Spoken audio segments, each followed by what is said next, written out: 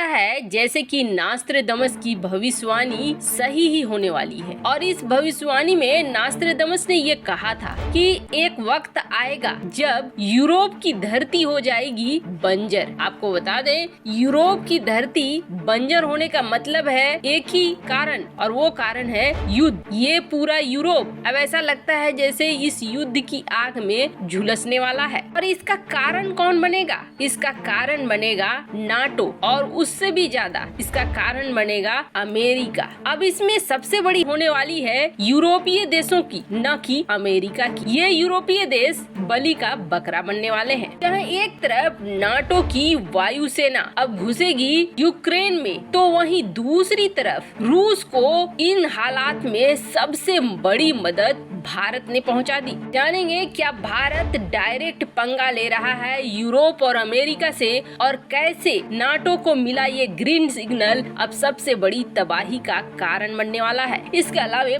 बहुत कुछ आइए जानते हैं इन खबरों को विस्तार से। आखिर रूस की बात सच ही साबित हुई। रूस बार बार ये कहता रहा कि आप हमारे दरवाजे तक क्यों आ रहे हो, आप हमसे दूर क्यों नहीं रह रहे हो। हम तो नहीं जा रहे हैं कि यूएसए के पास में मिसाइलें और सेना को तैनात करने। और रूस को ये डर लग रहा था कि अगर यूक्रेन भी नाटो में शामिल हो जाता है तो रूस से उसकी सीमा लग जाएगी, काफी पास हो जाएगी, जो भविष्य में उसके लिए खतरे का कारण बनेगा। और रूस का यही डर अब सच होता हुआ दिख रहा है। यूक्रेन के पास में है ये पोलैंड, और पोलैंड इस वक्त रूस के लिए सबसे बड़ा नासूर बनने जा रहा है। दरअसल जेलेंस्की ने जो अमेरिका की सभा को संबोधित किया, उसमें जेलेंस्की ने ये मांगा था कि आप हमें अपनी वायु सेना दे दो, फाइटर जेट दे दो। जेलेंस्की ने एयरक्राफ्ट्स की बात की थी, जेट की बात की थी, और इसे लेकर अब नाटो को मिल गया है ग्रीन सिग्नल,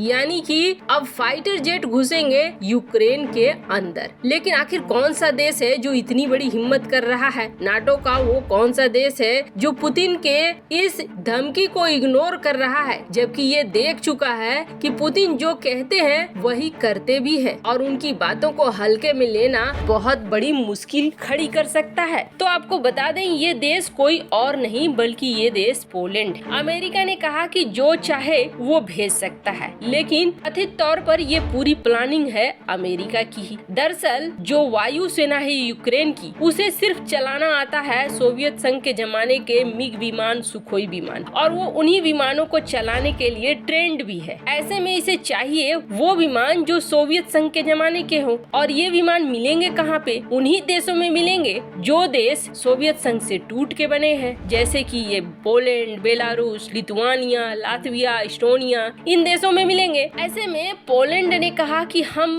फाइटर जेट भेजने को तैयार हैं, लेकिन इन फाइटर जेट में एक शर्त है, और वो शर्त क्या है कि अमेरिका हमें F-16 विमानों को देगा। हम F-16 विमान लेंगे अमेरिका से, और बदले में मिग और सुखोई विमान हम भेज देंगे यूक्रेन। अब पोलैंड इतनी हिम्मत क्यों दिखा रहा है? तो आपको बता दे, पोलैंड को ऐसा डर लग रहा है कि यूक्रेन के बाद पोलैंड पे बनाएगा निशाना रूस, और पोलैंड को भी खुद में मिला लेगा। लेकिन आपको बता दें, ये सारी चीजें भरी गई है अमेरिका द्वारा यूरोप के इन देशों के अंदर। अमेरिका का क्या जा रहा है? कुछ भी नहीं जा रहा है। यूक्रेन मार खा रहा है, यूक्रेन के आम लोग मारे जा रहे हैं। वही हाल पोलैंड का होगा, यूरोप का होगा, क्योंकि पुतिन ने ये कहा है कि आप अगर मदद करते हो तो हम समझेंगे कि आप हम पर हमला करते हो। इसका मतलब है कि अगर ये फाइटर जेट यहाँ आते हैं तो अगला निशाना पोलैंड बनेगा। पोलैंड से ये बात फिर फैलेगी आसपास के यूरोपीय देशों में, और ये आग फैलते फैलते पूरा यूरोप इसमें झुलसेगा। ऐसा नहीं है कि रूस नहीं इससे झुलसेगा, रूस भी झुलसेगा, यूरोप भी झुलसेगा।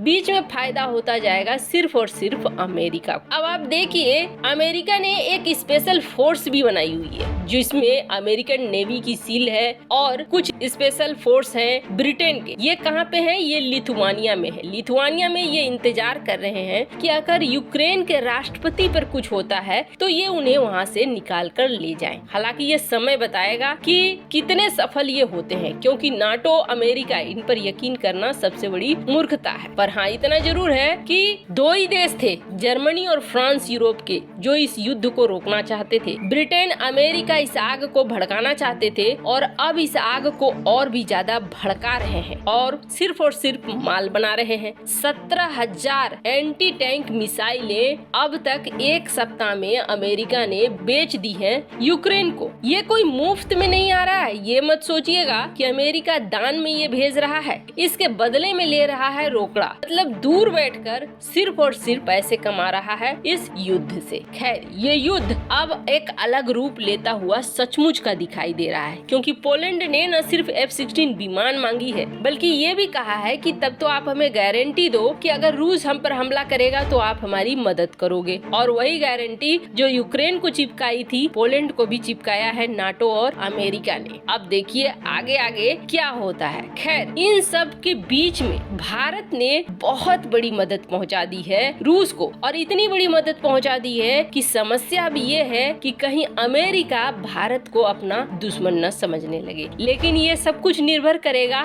भारत की कूटनीति पर कि भारत किस तरीके से इस कूटनीति को हैंडल करता है और किस तरीके से अमेरिका को समझाने में सफल होता है। इस वक्त सबसे खराब हालत है रूसी अर्थव्यवस्था की, और कल ही रूस के राजदूत ने भारत से मांगी थी मदद, और मदद के तौर पर यही कहा था कि रूस में इन्वेस्टमेंट किया जाए, निवेश किया जाए, और इस निवेश से दोनों ही देशों को फायदा मिलेगा। ये फायदा इस वक्त जहां रूस के लिए बेहद महत्वपूर्ण है, तो वहीं भारत के लिए भी महत्वपूर्ण है। रूस कई चीजों में दिखला रहा है कि वो भारत के तरफ खड़ा है, भारत की सुरक्षा के लिए भी खड़ा है। ऐसा इसलिए क्योंकि S-400 की ट्रेनिंग टीम को इस आपाधापी के बीच में भेजना ये चीज दिखला रहा है। पर भारत को भी चाहिए कि भारत किस तरीके से मदद दे सकता है। ऐसे में भारत ने बड़ा ऐलान कर दिया है। वैसे ऐसे समय में भारत जैसा देश ही ऐलान कर सकता है। भारत ने रूस से